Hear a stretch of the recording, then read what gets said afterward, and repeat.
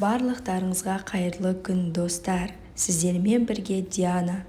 Бүгін сіздермен осындай әдемі, жұмсақ, дастарханның сәнін келтіретін шоколадты балды тортын дайындаймыз.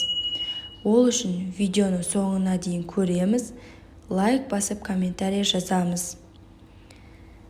Ыдысымызға ең алдымен қантымызды саламыз, одан соң жұмыртқамызды саламыз, жақсылап араластырамыз. Бұл тортқа миксердің қажеті жоқ. Одан соң балымызды саламыз. Өте оңай торт, жасап көруге кеңес беремін. Және одан соң сармайымызды саламыз. Сармайдың температурасы маңызды емес, себебі оттың астында ерітеміз. Және шым-шым тұзымызды саламыз.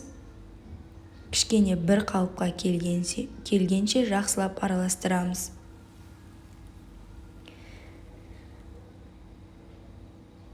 Міне дайын болды. Енді отымыздың астына ұстаймыз. Сармайымыз ерігенше. Міне біздің сармайымыз еріп шықты. Оның үстінен содамызды саламыз. Және осындай аппақ күйге енгенше, қамырымыз көтерілгенше осылай жақсылап оттың астында ұстап араластыратын боламыз. Міне біздің қамырымыз дайын. Оттың астын өшіріп, басқа ыдысқа құямыз. Қамырымыз суығанын күтіп, какао және ұнды араластырып саламыз. Барлығын бірден салуға болмайды. Бірте-бірте сала отырып, жақсылап араластырамыз.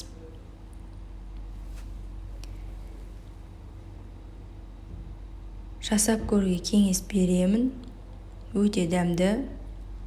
Менің балаларыма өте қатты ұнады.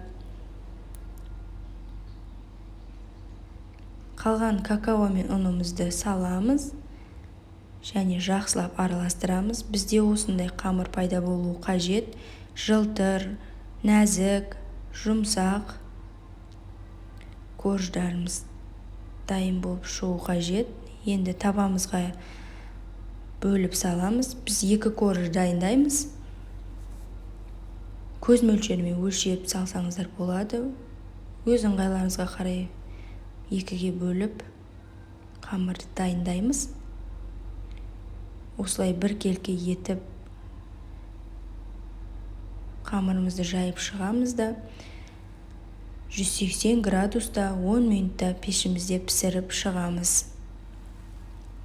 Қамырымыз піскенше кремімізді дайындаймыз. Ол үшін бізге сливки, сахарный пудра және творожный сыр қажет болады. Ең алдымен сливкиімізді ыдысымызға салып, жақсылап араластырамыз. Оның үстінен сахарный пудрамызды салып, тағы да жақсылап араластырамыз. Қаймақпен жасасаңыздар да болады. Заварной креммен де жасасаңыздар болады. Кремді өз қалауларыңызша, өз ыңғайларыңызша жасайсыздар. Сливкиіміз осылай қоюланғанша миксердің көмегімен араластырамыз. Және үстінен творожный сырымызды салып, тағы да миксердің көмегімен жақсылап араластырамыз. Өте дәмді крем пайда болады бізде. Осылай жақсылап араластырып, бізде креміміз осындай қалыпқа келгенше араластырамыз. Міне біздің креміміз дайын. Өте жұмсақ, жылтыр, әдемі крем дайын болады. Коржымыз піскенше кремімізді холодильникте сала тұрамыз. Міне біздің коржымыз пісіп шықты. Жан-жағын осылай біркелкі 4 бұрышты қалыпқа келтіріп кесіп шығамыз. жан-жағын кесіп шықтық. Енді арнайы матаға қойып корждарымызды 3-ке бөлеміз. Осылай 3-ке бөлеміз. Яғни бізде 6 корж дайын болады.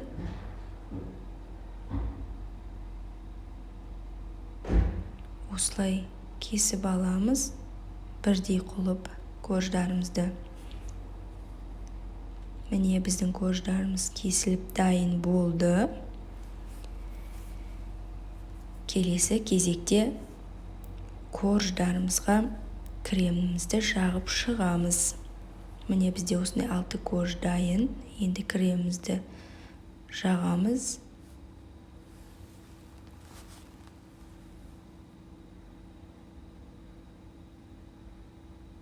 Міне біз барлығына кремімізді жақтық. Мен арасына осындай жаңғақты майдалап салдым. Сіздер өз қалауларыңызша салсаңыздар болады. Орех салсаңыздар болады, жаңғақ, фруктылар қалағаныңызша салсаңыздар болады. Мен жаңғақ салғанды ұнатамын. Жаңғағымызды сеуіп шықтық барлығына. Және осылай корждарымызды жинаймыз, домалақ етіп. Қатты орамаймыз, корждарымыз сынып кетуі мүмкін. Кішкене қиындау болады корждарды жинау. Бірақ өте оңай жасалынады тортымыз. Осылай барлық корждарымызды жинаймыз.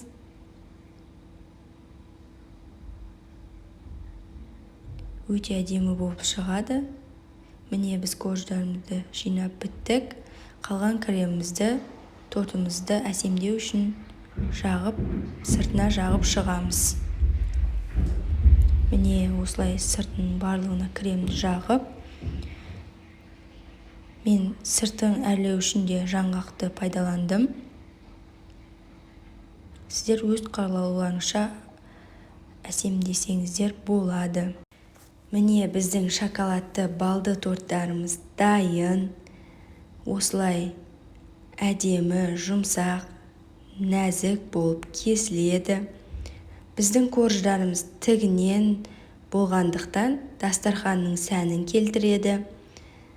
Кез келген қонақтарыңызға ұсынсаңыздар болады. Өте оңай жасалынады. Менің отбасыма өте қатты ұнады, сүйсініп тұрып жеп алдым. Рецепт ұнаса каналыма тіркеліп, лайк басып, сіздердің қолдауларыңызды күтемін. Ас болсын, сіздермен бірге болған Диана. Келесі кездескенше сау болыңыздар.